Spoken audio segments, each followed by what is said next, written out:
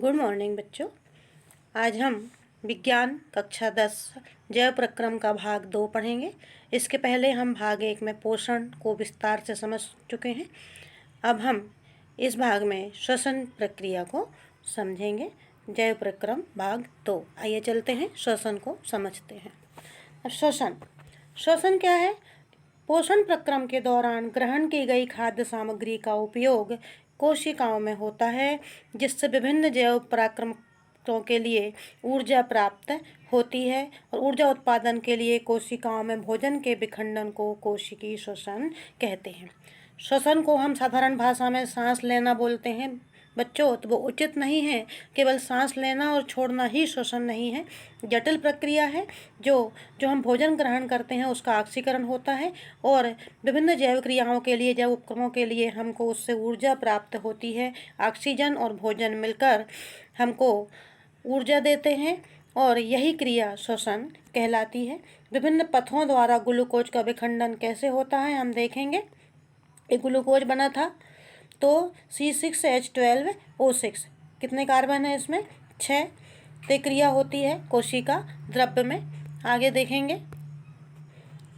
फिर पायरुवेट ऊर्जा बनती है, उसमें पायरुवेट और ऊर्जा। इसके बाद 3 पाथ चलते हैं। पहला तो होता है ऑक्सीजन की अनुपस्थिति में।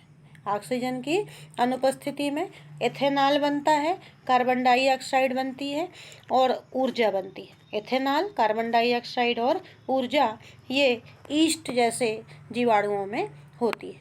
दूसरी पाथ में देखेंगे हम ऑक्सीजन का अभाव। ये तो अनुपस्थिति थी और ये है ऑक्सीजन का अभाव। ये ऑक्सीजन की अभाव कम में होता है तो लैक्टिक अम्ल और ऊर्जा बनती है।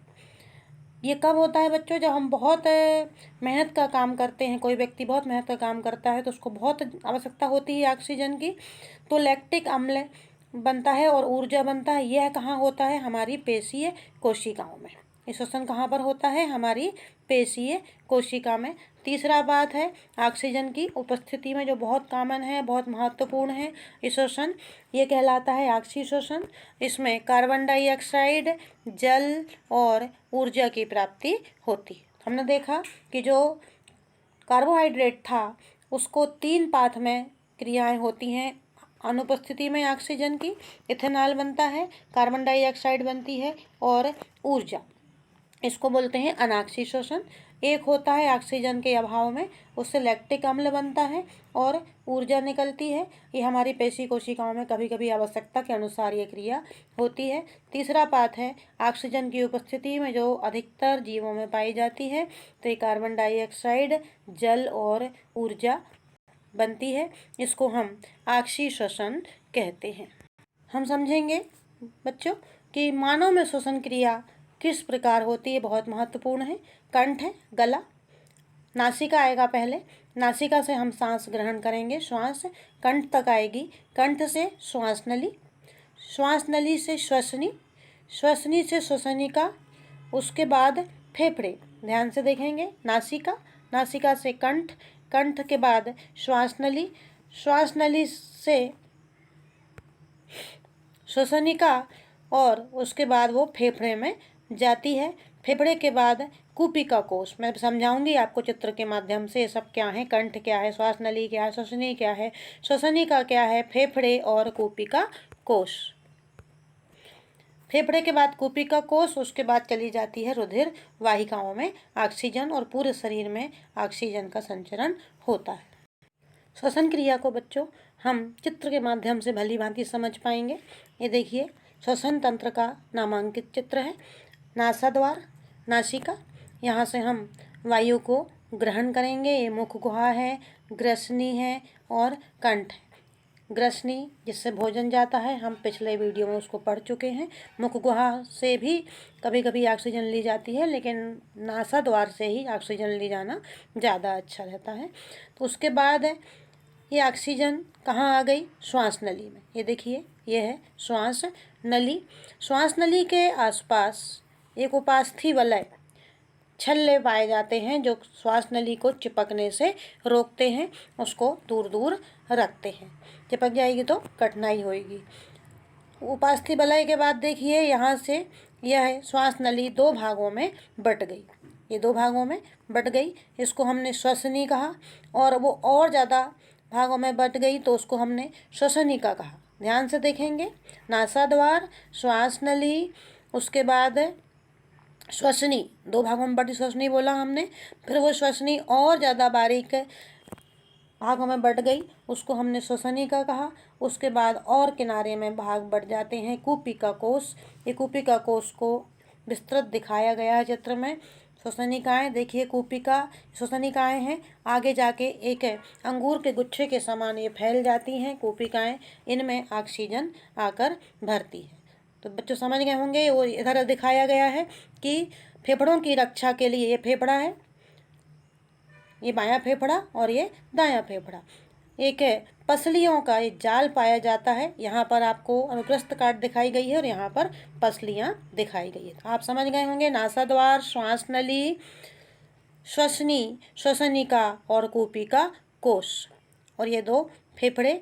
इस प्रकार ये है डायफ्राम, ये बहुत सहायक होता श्वसन क्रिया में, सिकुड़ता है और फैलता है। हमारे उदर और वक्ष गुहा के बीच में डायफ्राम पाया जाता है। तो ये श्वसन क्रिया को आप भली भांति समझ लेंगे, उस चित्र को नामांकित याद करेंगे।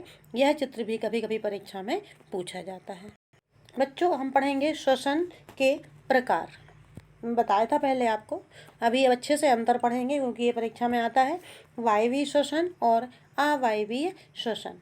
जैसा कि नाम से स्पष्ट है, वायवीय श्वसन ऑक्सीजन की उपस्थिति में होता है, नाम से स्पष्ट है। इसका एक और नाम है ऑक्सी श्वसन, जो ऑक्सीजन की उपस्थिति में होता है। और अवायवीय श्वसन ऑक्सीजन की अनुपस्थिति में होता है। दूसरा देखेंगे, वायवीय में ग्लूकोज का पूर्ण उपचयन होता है, कार्बन डाइऑक्साइड, पानी और ऊर्जा बनती है, बताया था पिछले मैंने। और इसमें ग्लूकोज का अपूर्ण उपचयन होता है, जिसमें एथेनॉल, लैक्टिक अम्ल, कार्बन डाइऑक्साइड और ऊर्जा निकलती है। तीसरा, वायवीय में यह कोशिका द्रव्य और माइटोकॉन्ड्रिया में, यह ऑब्जेक्ट में पूछा जाता है बच्चों कि क्रिया कहाँ पर होती है, ऑक्सीजन श्वसन की क्रिया कहाँ पर होती है। तो कोशिका द्रव्य और माइटोकॉन्ड्रिया दोनों में होती हैं। और अवायवीय श्वसन की क्रिया केवल कोशिका द्रव्य में होती है। वायवीय श्वसन में अधिक ऊर्जा उत्पन्न होती है, 36 ATP, ये मानव में पाया जाता है। और अवायवीय श्वसन में कम ऊर्जा उत्पन्न होती है, केवल 2 ATP, यह क्रिया ईस्ट में पाई जाती है। तो ये अंतर आप बहुत ध्यान से पढ़ेंगे, इनको एक कापी में नोट कर लेंगे और इनको याद करेंगे। फिर से एक बार देखते हैं, वायवीय ऑक्सीजन की उपस्थिति में, ये अनुपस्थिति में। इसमें ग्लूकोज का पूर्ण उपचयन होता है, इसमें अपूर्ण उपचयन होता है। इसमें कार्बन डाइऑक्साइड, पानी और ऊर्जा मुक्त होती है। इसमें एथेनॉल, लैक्टिक अम्ल, कार्बन डाइऑक्साइड और ऊर्जा मुक्त होती है। यह क्रिया कोशिका द्रव्य माइटोकॉन्ड्रिया में होती है, यह क्रिया केवल कोशिका द्रव्य में होती है। इसमें अधिक ऊर्जा उत्पन्न होती है, 36 ATP, और इसमें कम ऊर्जा मात्र 2 ATP उत्पन्न होती है। अब कुछ शब्दों के हम यहाँ अर्थ समझ लेते हैं। अंतः श्वसन, सांस द्वारा वायुमंडल से गैसों का अंदर ले जाना, ये अंतः श्वसन है, सांस द्वारा वायुमंडल से गैसों का अंदर ले जाना। उच्च श्वसन, फेफड़ों से वायु या गैसों को बाहर निकालना। अंतः श्वसन, उच्च श्वसन।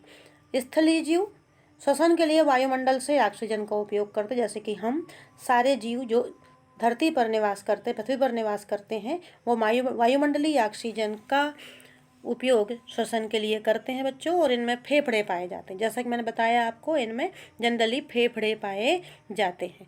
और जो जीव जल में रहते हैं, ये जल में मिले ऑक्सीजन का उपयोग श्वसन के लिए करते हैं। अब आप जानते हो कि पानी में वायु, ऑक्सीजन घुली रहती है, और इन जीवों में विशेष प्रकार के अंग गिल्स या गलफड़े पाए जाते हैं। ये परीक्षा में पूछा जाता है कि मछली में श्वसन क्रिया के लिए क्या पाया जाता है, तो आप उसमें गिल्स या गलफड़े लिखेंगे, क्लोम लिखेंगे। और ये जीवों में क्षमता होती है कि जल में घुली ऑक्सीजन का उपयोग करते हैं गिल्स के द्वारा, गलफड़े के के द्वारा। ये धरती पर आकर श्वसन क्रिया नहीं कर सकते क्योंकि इनमें फेफड़े नहीं पाए जाते। इसी प्रकार स्थलीय जीव जल में डुबाने पर श्वसन क्रिया नहीं कर पाते क्योंकि हमारे पास गिल्स नहीं पाए जाते। आप समझ गए होंगे कि स्थलीय जीव श्वसन क्रिया किस अंग से करते हैं और जलीय जीव श्वसन क्रिया किस अंग से करते हैं। अब हम देखते हैं कि वायु किस प्रकार गमन करती है, कहाँ से पहुँचती है। तो कूपिका, रक्त व ऊतक के बीच गैसों का आदान प्रदान। वायु, कूपिका, रक्तवाहिका, फिर O2 आरबीसी में हीमोग्लोबिन के साथ मिलकर HbO2 बनाती है। वायु से ली हमने, रक्तवाहिका में गई और O2 आरबीसी में हीमोग्लोबिन के साथ मिलकर HbO2 बनाती है। इसके बाद धमनी द्वारा O2 ऊतकों में पहुंचती है।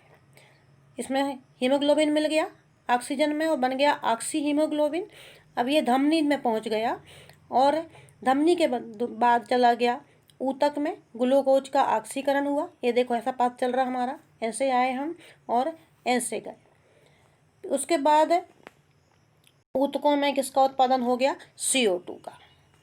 CO2 का उत्पादन हुआ। ये पहली क्रिया देखी हमने, वायु से हमने ऑक्सीजन ली, रक्तवाहिका में गई, फिर वो हीमोग्लोबिन से मिलके ऑक्सी हीमोग्लोबिन बनाई। उसके बाद वो धमनी में पहुंच गई ऑक्सीजन के लिए और ग्लूकोज के ऑक्सीकरण के लिए ऊतकों में पहुंच गई, कोशिकाओं में पहुंचकर फिर अब उत्पादन हुआ किसका? CO2 का। अब CO2 को बाहर निकालना है हमको, हमने ऑक्सीजन लिया, अब CO2 को बाहर निकालना है। तो सेकंड पथ में देखिए CO2 ऊतकों में, उसके बाद CO2 रक्तवाहिका में, CO2 का रक्त में विसरण।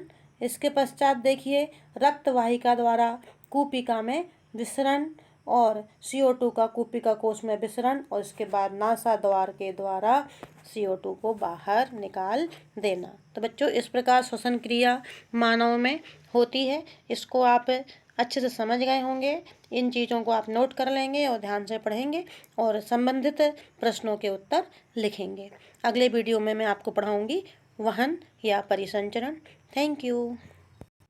बच्चों श्वसन क्रिया में एक बात बताना भूल गई थी मैं कि 2 प्रकार की होती है ये, अंतः श्वसन और उच्च श्वसन। जो मैंने पहले बताया था इनका हम वर्णन पढ़ लेते हैं, कई परीक्षा में आ जाता है। तो अंतः श्वसन के दौरान वक्षीय गुहा फैलती है। हमारा जो चेस्ट है वो कैसा होता है? फैलता है। और उच्च श्वसन के दौरान वक्षीय गुहा अपने मूल आकार में वापस आ जाती है, हम सांस को छोड़ देते हैं। दूसरा, अंतः श्वसन में पसलियों में संलग्न पेशियां सिकुड़ती हैं। पसलियों संलग्न पेशियां कैसे होती हैं? सिकुड़ती हैं, डायफ्राम सिकुड़ता है और यहाँ पर पसलियों की पेशियां शिथिल हो जाती हैं।